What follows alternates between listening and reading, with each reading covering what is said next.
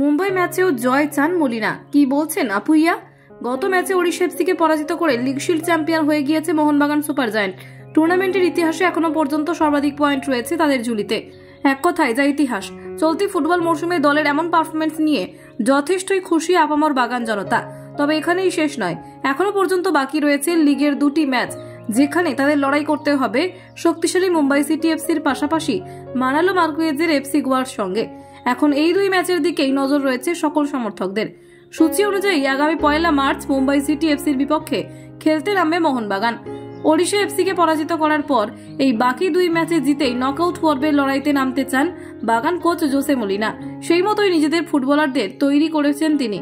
অর্থাৎ জয়ের সরণিতে থেকে পরবর্তী পর্ব শুরু করাই প্রধান উদ্দেশ্য সবুজ মেরুনের হেড স্যারের।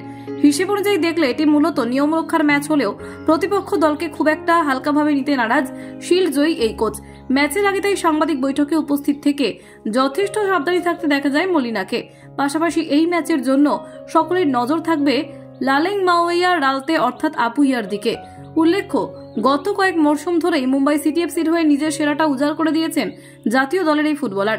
মুম্বাই সিটি এফসি জয়ের ক্ষেত্রে যথেষ্ট গুরুত্বপূর্ণ ভূমিকাও থেকেছে মিজোরামের এই মিডফিল্ডারের।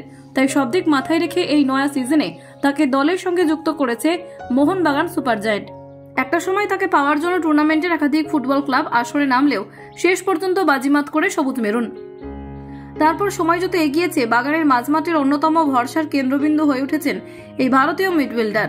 এবার নিজের প্রাক্তন দলের বিপক্ষে লড়াই, সেই নিয়ে সাংবাদিকদের তরফে প্রশ্ন করা হলে আপুইয়া মুম্বাই সিটি এফসির প্রতি কৃতজ্ঞতা জ্ঞাপন করার পাশাপাশি অতীতের বহু কথা উল্লেখ করে বর্তমানে মোহনবাগানের হয়ে নিজের সেরাটা দেওয়ার প্রতিশ্রুতি দেন। তিনি বলেন, মুম্বাই সিটি এফসি আমাকে একজন দক্ষ ফুটবলার হওয়ার পাশাপাশি নিজের বিকাশ ঘটাতে সহায়তা করেছে। তবে এখন আমি নিজের সেরাটা দিয়ে মোহনবাগানকে সাহায্য করতে চাই। আপুইয়ার এমন মন্তব্য নিঃসন্দেহে খুশি করেছে বাগান সমর্থকদের।